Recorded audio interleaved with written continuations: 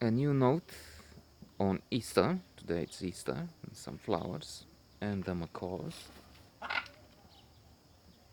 Tortilla Curtain by T.C. Boyle.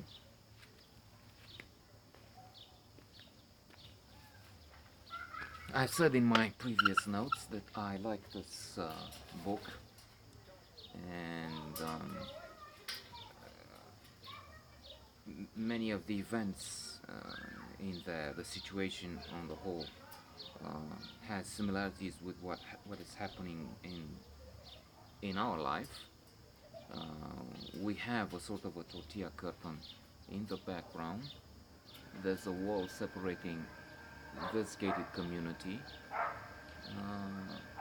from uh, the rest, and on that street outside this perimeter, the members of a minority in the book, the Mexicans and the Latinos versus the Americans.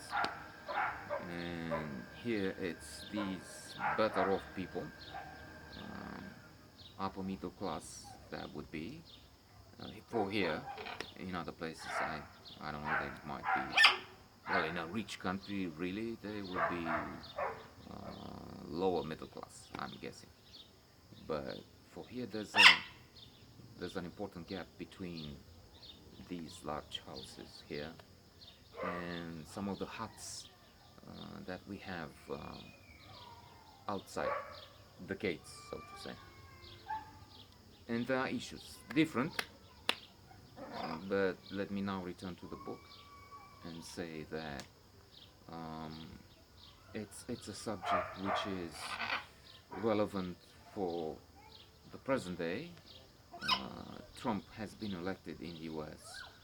Um, I don't know if mainly, but one of the important issues and claims he made was that he would build a wall, he would get the Mexicans out, Mexicans which he called rapists to begin with, and with whom he had picked so many fights that we know.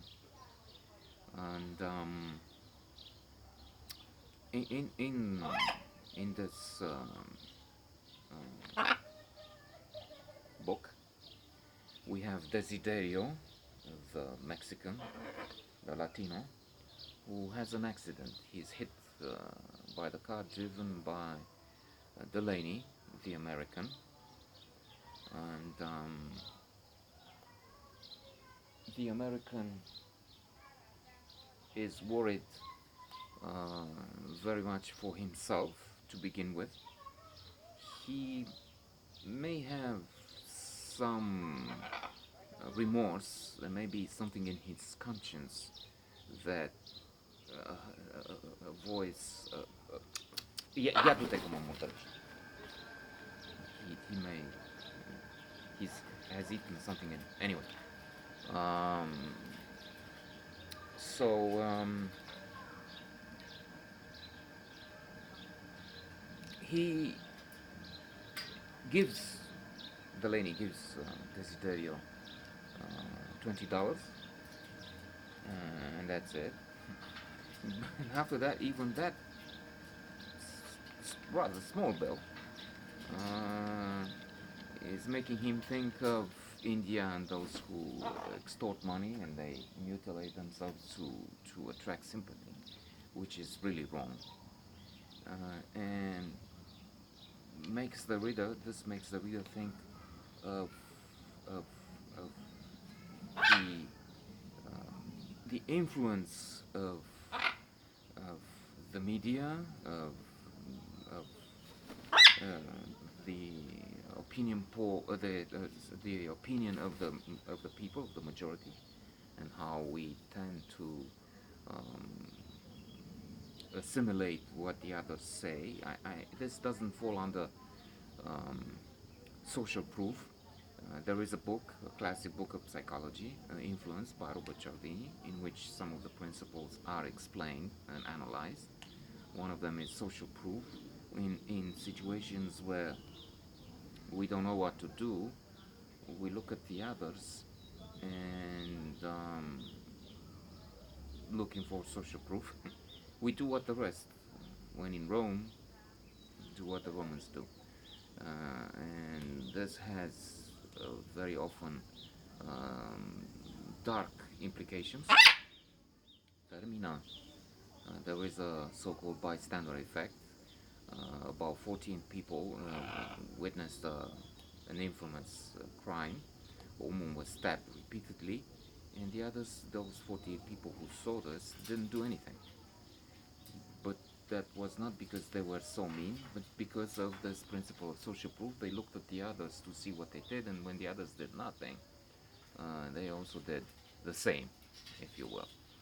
And there's also in influence. There's a chapter where it is explained how we tend um, to like those who are like us, similar, and follow their example. What comes to mind now is the example. A lot of research and various tests have been made. And I'm thinking now of the lost wallet. There is a lost wallet, and it's placed so that it can be found by somebody, and then those people who find the wallet are tested. It is inside an envelope with a note that explains that this was an already found wallet and lost again, and the one who found it first writes inside, and it's an evidence that he is intending to give it back, only he lost it again. And what happens is this: people who found this lost and found wallet uh, tend to return it more, to follow the model more, when it's somebody like them. If the note shows that the person who had found this before belongs to a different group, it is an alien, an immigrant, writes with mistakes, showing he really speaks another language. Uh, this is not his mother tongue, so to say. Then they don't follow that model as much. They tend to return this wallet less, because we tend to be to try to associate with those similar to us, and that's one, I think, one major point in this book. The conflict between these two groups.